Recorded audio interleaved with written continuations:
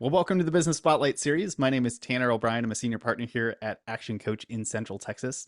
Today, I'm joined by Ralph Yznaga, who is the co-owner and co-publisher of ATX Publications. Super excited to be jumping in, having some conversations. So I think first off, Ralph, thank you so much for taking the time to be here with me today.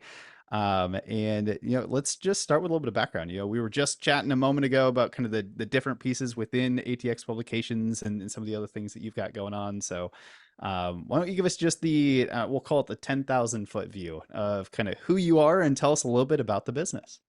All right, thank you so much.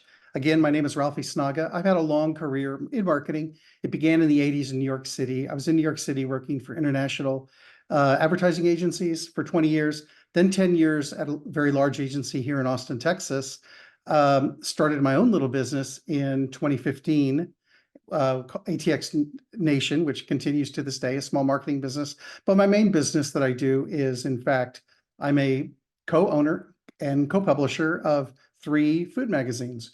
One is Edible Austin, one is Edible Houston, and the third is Edible San Antonio. And they are locally based, locally focused magazines that we use to promote all the local great, amazing businesses in all those cities and help support all the local people who need all the help they can, whether they're wine merchants, whether they're vendors, whether they're food makers, whether they're restaurants, whether they're breweries, whether they're vineyards, whoever they are, what are they doing? If they're around here, we're going to tell their story and we're going to get the word to as many people as possible to help them thrive and stay in business.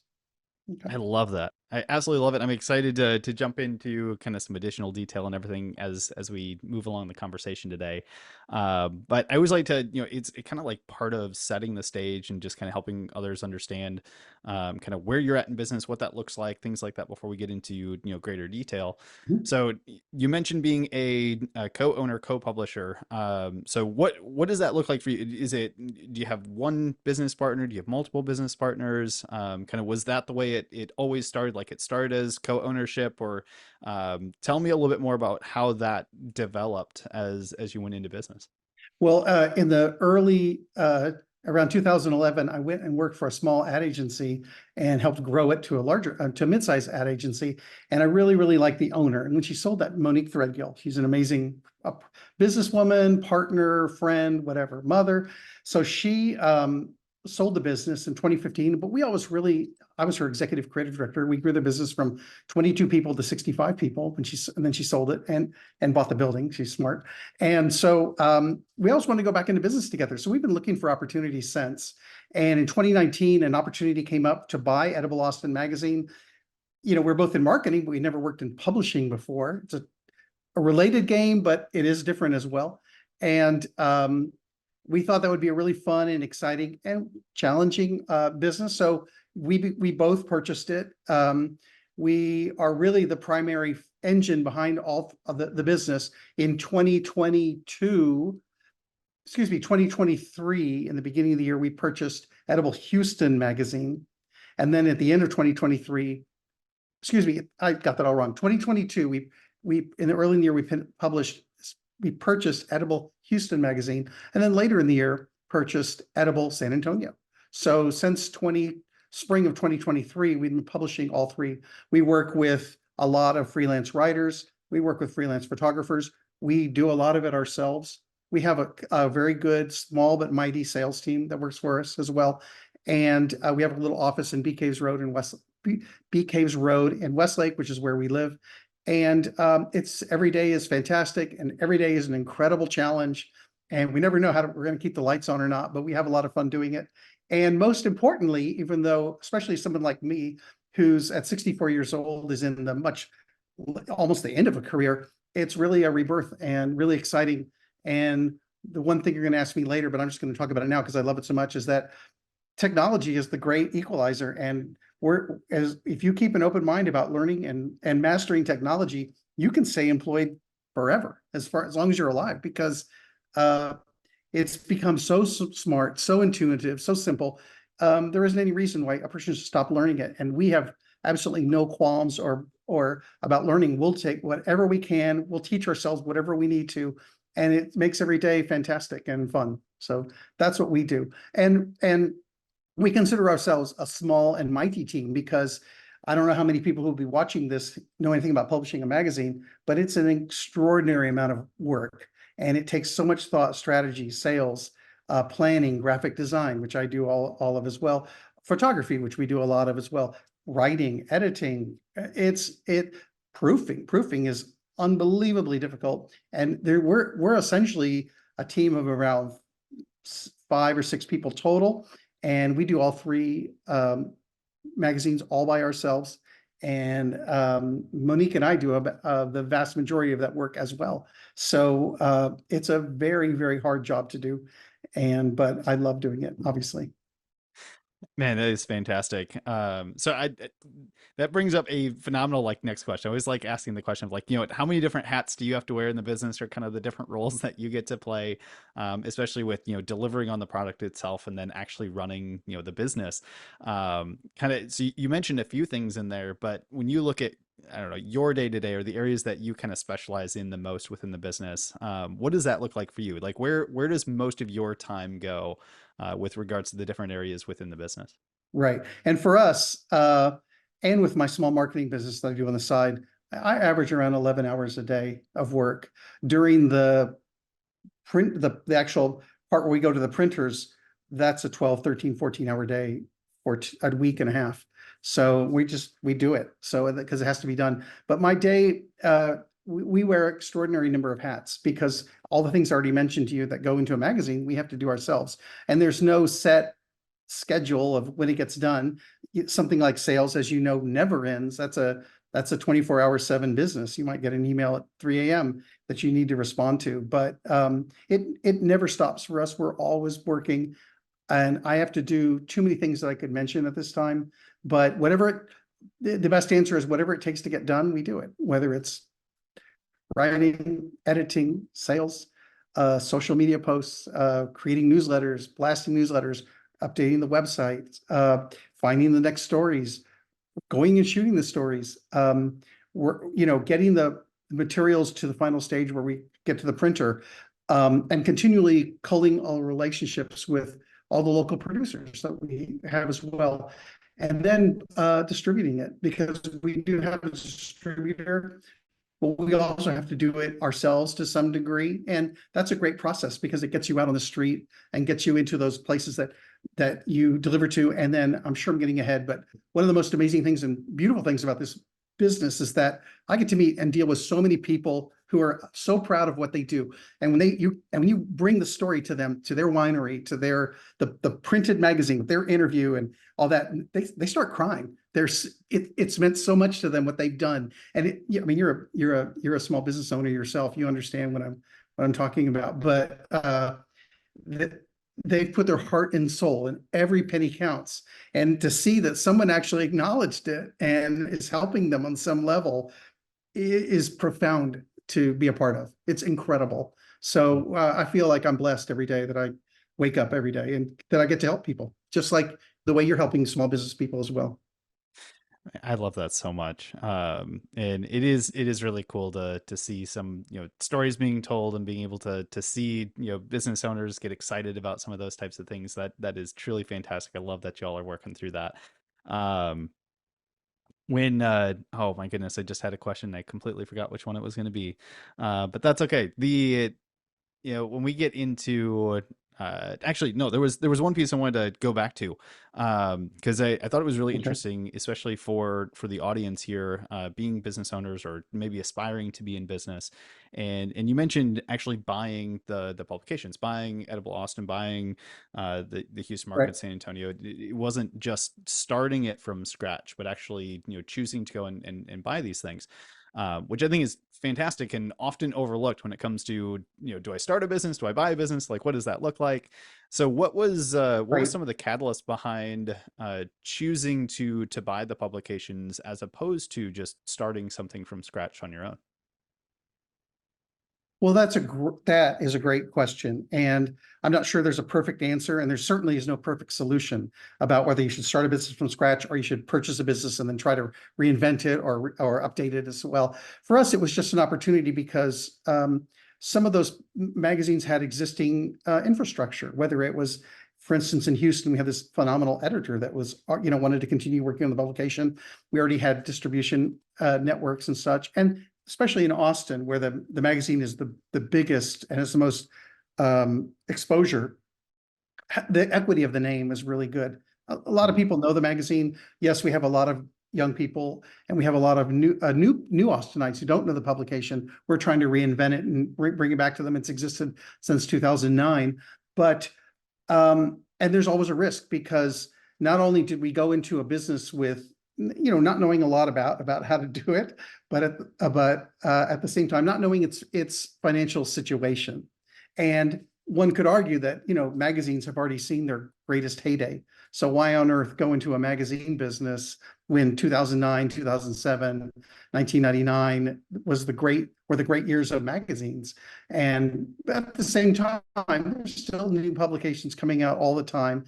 And as I also mentioned, because of the advantages that we have a robust social platform and ads you can sell on your website and ads you can run and newsletters that you can bill out send out to your people. That's a great advantage. We also, when we purchased the magazine, we purchased an existing social media platform, an existing newsletter audience, and so many of those platforms that we work on, we've had to update. In fact, every one we've had to reinvent it. But there's definitely was a root base of customers or followers or subscribers that knew us and liked it and liked what the magazine stood for, and were willing to continue it.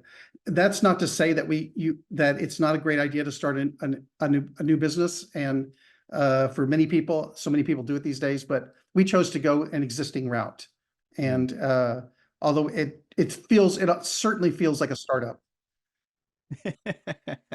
I love it, and Okay. there's a few nuggets in there that I think if anyone's watching this later on, go listen to some pieces. I mean, from being able to buy database, buying traffic and existing customer bases and things like that is gives you a step ahead compared to having to go generate it from ground zero.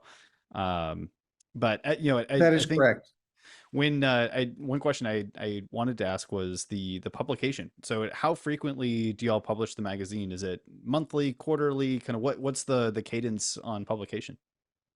Okay. We publish the magazine quarterly. Each of the magazines quarterly. There's a spring, summer, winter, and fall magazines. And then they are distributed in several ways. Some people subscribe and it's mailed to them. Some people pick it up at their HEB. It's free. You can pick it up at HEBs. You can pick it up at Whole Foods. You can pick it up at Central Market, at some of the restaurants around town as well. And then we'll also leave it at, especially the businesses that advertise with us, we'll make sure that there's going to be copies of it at William Chris Vineyards and Becker Vineyards and Messina Hoff and other places. We just picked up Shiner as an advertiser. So we're going to make sure, and we make sure that that those magazines are also, of course, we have the lawn crew is here, unfortunately, but so people can pick it up in different ways. And that really helps us, because we want to make, we don't want to limit it to one way, just like on a website, how you want to give people a chance to read the story 3 or 4 different ways to click on it. Well, we're trying to do the same thing. We're trying to get into their face as many ways as we can to get them to read our publication and to learn and learn about our advertisers and the people we're writing about. And lastly, the magazine, it's a community of magazines. It's not a franchise, but it's a community. And there are around 70 of them throughout the United States. A lot of people who moved to Austin have come from Orange County or Westchester, New York, or Brooklyn, or the Bay Area, or Vancouver, and they know the publication from their town and they trust it. Oh, okay. Oh, here's that publication that promotes local the food community. So they pick it up and they know it. So we already have a built-in trust from a lot of people who moved to the city, which is kind of a great thing to do. Okay. So there's various ways to get the publication. I think I've already said that. I don't know if I've answered your question as well as you'd like me to. No, But I'll it's decide. you did fantastic. Actually, this brings up some thoughts that I wanted to kind of dive into a little bit, and it's going to lead us kind of down the path to marketing, which I personally I love chatting about, and I think it's vital for every business out there to kind of have some conversation around it. But the first one really is like, who primarily does the business serve? And I heard a couple things within kind of what you've shared so far, being from who we distribute the magazine to, like who are the readers of the magazine, the content, and then advertisers being, my guess would be, kind of the primary revenue generator for sustaining the business that is the magazine. And those, I'm guessing, are two very different target markets that you'd be kind of marketing to. So maybe let's kind of click into that for a minute. If I'm sitting in the audience and I'm watching this later on, how would I know that I'm a really good fit to either advertise with y'all or pick up the magazine and be a reader or a consumer of the content itself? That's a great question. And that's the key question. And it's the daily struggle for us as well. Because an advertiser would want to be in our publication because our readers, subscribers, followers, and website viewers, I don't know what we call website people, they're fanatical about a couple things. One is eating the best food and drinking the best beverage they can, and the other is supporting local. So they're going to go out of their way and they're going to pay more to go to William Chris Vineyards and sit there for a day and share and learn about the stories of the people who are making their local wines. They're going to go to shine, they're going to pick up a Shiner rather than pick up a Bud Light. These are the kind of people that they are fanatical about supporting who they think are the right type of people. And if they don't think we're doing it right, they let us know about it in not so nice a way. We have the most fanatical consumers. I think you know exactly the people I'm talking about. You're probably one of those people. And so they'll let you know about it if they don't think you're doing it right, or if you're just, you're not being true to your nature. And so for an advertiser, yes, go advertise, go buy your Google ads and such, but you're going to get a really concentrated, really focused audience, really educated audience. And, Austin and the greater Austin area is a great market because we have so many educated people. They're very motivated. We have like yourself, we have a lot of young people. I don't know if you consider it young, but everyone's pretty much young next to me. They're fit. They want to eat well. They want to taste the best food. They want to go out and have a good time. And they want to support a local business. They're going to go out of their way to support a local business. So it's kind of a no-brainer for us. If you're a business that is local, whether you're, and we also do a lot with the farmers markets as well. So, that's beyond local. And B, you're providing a higher quality of product for people, then that's our sweet spot. And that's why an advertiser would want to advertise with us. And also, we're going to support our advertisers beyond just running ads. We're going to do stories about them. We're going to do profiles. We just did a story about Tempranillo wines, which are grown in Texas, which is one of the best grapes to grow in Texas. It's a Southern European grape, but it does very well in our climate. And there are terrific growers. And then at the end of the story, we put a list of 25 to 30 local wineries are between Houston, Austin, San Antonio that are growing and making phenomenal Tempranillos. But guess what? For the pictures for the article, they're going to be our advertisers if they make a Tempranillo. And they are, in fact. So we're going to help our advertisers beyond just running an ad. We're going to make sure that they have a say in editorial. And there's two things you can't buy in marketing. One is reviews, and the other is a news story. So, I think we got an unstable connection here, but and so people really want to see an article and they want to read about a person, and they want to see an ad, they want to see who's local, but they want to read a story as well. And the other one is just a great review. So, you can't buy a great review. It's a beautiful, beautiful thing. So, that's the reason why advertisers should work for us. And that's why people should read the publication, because they're going to get the authentic local businesses And you know this more than I do. There are so many phenomenal local businesses Mm. here in this area. It's insane. And some of them I had never heard of until the last month that are huge. They're nationwide, but they're here, they're homegrown in Austin. I've just learned about Mhm. another sauce that's made here in Austin that's it's in 40 countries, so they're everywhere around here. And so it's exciting to promote them. And I'm just saying this and throwing this in there, and you probably feel the same way, but whenever I go meet these people who have started these new businesses to whether it's a farm, whether it's a winery, whether it's a brewery, whether it's a restaurant, I literally, my jaw falls open. I marvel at their courage because the Mm. risks they are taking are huge, huge. And yet they have the courage to try to start a business. And that's an amazing thing. And my admiration for the people that we've met in these last 4 years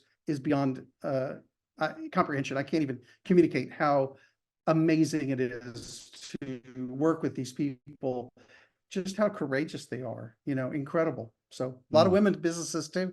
A lot of women-owned businesses are flourishing here. So yeah, but I Absolutely. hope that answered your question on some level. Yeah, 100%. And we'll finish off kind of one more marketing question before I move us into our rapid fire questions. Especially with kind of your background in being in marketing and things like that, even before the publication world. Let's take the advertisers as kind of the general target market for this part of the conversation. Kind of what has been your philosophy to get in front of them? How do you generate leads for your business for to do to become advertisers for the business? Well, there's a huge, great, that's, all your questions are phenomenal. So that's a great question because when we say we're from Edible Awesome, people want to have us do oh, great, I'm going to get a story, and we're like, we're Edible Awesome. We want to do a story about you, but we also need ads to support us, to keep us in business. And there's a little dance that you can play with that to some degree that, that works out. And a lot of times it doesn't work out. People want more of this and we want them to have more of that. So it can't work out. But, and there's no magic formula, you know, and even today and all this, and I get like you, I get hit up all day long on LinkedIn about people who are selling me, systems to find people, databases, we get you 5 leads a week, all that stuff. Nothing beats a local connection for our industry. If we know somebody, we'll go anywhere. When we target somebody, we'll sit down and we'll start saying, who do we know who's there? Who do we know who uses it? Who do we know who's a partner? And we always try to find a way in for someone who knows us, who trusts us, and thinks well of us enough to recommend us to a potential advertiser. So I know that's kind of Mm. old fashioned, but it still works. And I worked in New York City for many, many years. I almost think that the local connection is more important in the state of Texas than it is internationally. So they Mm. like to know you. They like if you know somebody, and that's not a good way to grow today. You've got to use those tools that we talked about, but there's nothing that'll ever beat the personal connection if you're smart enough and you're resourceful enough to find it. And I wish Mm. I could tell you that what we do is really easy, but it's not. It's really hard. Oh, I So we absolutely have love an it. incredible non-success rate of getting new advertisers because it's tough and people don't have a lot of money. So it's a hard job. I don't know about Mm. you. Let's Yeah, see. I love that there. The uh might have lost you there for there you are. Yeah, no, that is absolutely fantastic. I love the context behind it, especially in service-based industries, potentially higher ticket type items, things like that. There's I was reading another book the other day, and it was just a reminder that conversations create customers. And we've got to be willing to have those conversations and go out and actually build human connection. So it's fantastic to hear some of that continue to play out in your business. Well, Ralph, I want to be respectful Yes. of the time that we have here today. I've got a few rapid fire questions for us to kind of start to wrap up on, just to pull out some additional wisdom nuggets for our audience here. But when you Sure. look at kind of your journey through, previous careers to, your marketing business to the publications here, what would you say for you has kind of been your key to success? Well, aside from really loving what I do, the key to my success and will continue to keep me doing what I love, which is creating, is technology. It's being not, excuse me, it's not technology. It's being open-minded to learning whatever technology you can and employing it and never deciding that, oh, that's all beyond me. I can't learn that anymore. There's no reason to think like that. And I certainly don't think like that. My partner doesn't think like that, and our best team doesn't think about that as well. So the key is being open to using all new tools, loving technology, and I think there's some truth in that. Mm. You could leave just one piece of advice for other entrepreneurs out there this today. What piece of advice would you want to give them? Um, have the passion. Yes, you've got the passion to start your business. I know you're going to have the passion and you're going to put everything into making the best product, but making also sure you have the best operation. Because uh, I recently judged and also work just as hard on your message. So I recently judged a contest for this the Boston Beer Company, who owns Samuel Adams. Their owner pays, he'll pay we did a contest where they'll award $10,000 to a local brewer and such. So we had 6 or 7 local brewers come in, and every one of them had a fantastic beer, fantastic. Every one of them cared so much about it. They wanted that money because they wanted to win and build their business. But whenever I would ask them, what makes your business different from all the others? No one could answer that. So understand your business, your marketing, understand your message, find that unique voice, and not just don't just rely on your product. And just as importantly, operations. Because if you don't have a good person who understands finance, who understands um, how much things really cost, how much you're really bringing in, you're not going to be successful, no matter how hard you work and how much you care about it. Mm. That's a really good piece of advice.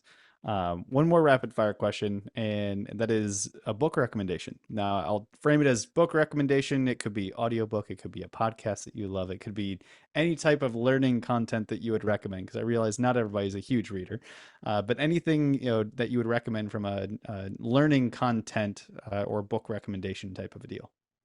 Wow. Well, that's a toughie because I don't read very many books anymore. I'm just online reading the news and like everybody else and commenting on football blogs and stupid stuff like that. Gosh, that one just really threw me. I'm going to say the last book that I really loved, and it was an audiobook, was by a man named Mr. Fox. I can't remember his first name, Faux, I believe. He wrote a book called Number Goes Up. And that's about he wanted to find out about the world of cryptocurrency, and he went into it, and very funny book. uh Kind of exposed it to some degree about just, yes, there's some legit things going on there, but just all the fraud and scam. And his takeaway, which was really interesting, was mostly when he looked in close and met with the people and sat in their companies and sat in their businesses as they worked, he said there was nothing there. There was nothing there. There wasn't there wasn't an infrastructure. There wasn't a team working. It was nothing. It was just, I minted this coin. It's going great. Y'all should buy it. And hilarious book, hysterical.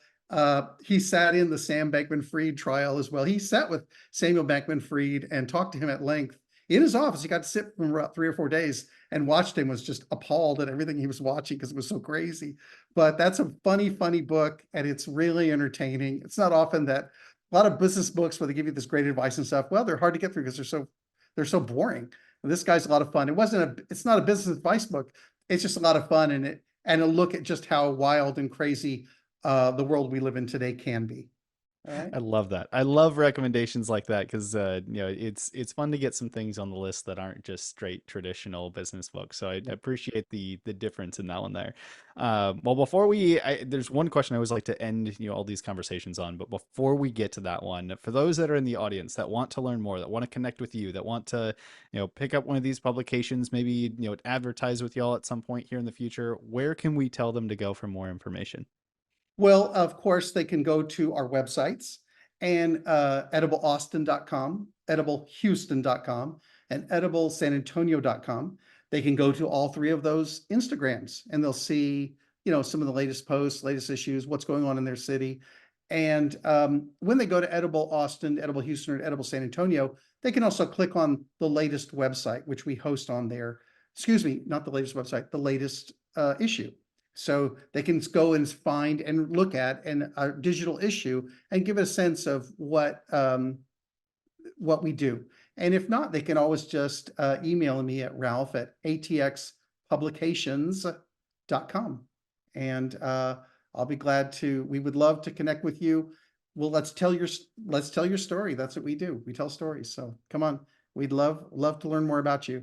I mean, you said you live in Georgetown. There are some phenomenal places going on in Georgetown right now. There's an incredible bar. There's an incredible amazing restaurants. There's breweries up there. It's an incredible place. Fantastic. So there you go. I love it. So for all of you watching today, do make sure you click on all of the links. I'm going to put all of this in the video description below. Send Ralph an email. Say at very minimum, just say, "Hey, saw you on the Business Spotlight. Phenomenal conversation. Just wanted to connect." Take a moment. Highly encourage you all to do that. One of the best things about the Business Spotlight series is connecting other business owners and other entrepreneurs. So please take a moment, go check out all the information, share your story. Go through that process with Ralph and the team. But Ralph, as we finish up, like I mentioned before, I have one final question I always like to end these discussions on, and that is simply, what is most inspiring to you today? Um, well, that's a phenomenal way to end an interview for sure. For me, I've already said it several times in this interview. For me, it's the courage that I see all around me and the passion the people have for this idea they had, this crazy idea to start a brewery when the guy was, used to be an accountant. The woman who uh, made the best Thai food. So, and her friend said, "I can't get your Thai food. So now, you know what? I'm going to make these Thai kits. I'm going to sell them." So I find the people and their passion uh, the most inspiring. When you go somewhere to a restaurant, or you go to a winery, and they hold your arm and they won't let you leave. They said they hold your arm and say, "But no, you've got to come see our back room. You got to see how we package this up. You haven't seen it yet." And you're like, "I know, but I kind of gotta go." They're like, "No, you're gonna come see this. And you haven't tried this." And they just like, "You got to try this. Oh, this is the best. Our new cookie. You got to try our new cookie. It's incredible." I mean, these people, their life is in what they do, and to be a part of that in some way and to help tell their story is a blessing. So I'm the luckiest person in the world because I get to help, like you, I get to help other people. So there you go. Your passion comes through so strongly. I absolutely love it, especially it being Friday afternoon for us as we're recording this, and just for me it's going to be an amazing way to finish out the week. So Ralph, I just want to say thank you again for taking the time to share a bit of your story with us here today. Tell us a little bit about the business and all that sort of thing. So I just want to say thank you again for taking the time. Thank you so much. I really enjoyed getting to meet you, and let's keep in touch.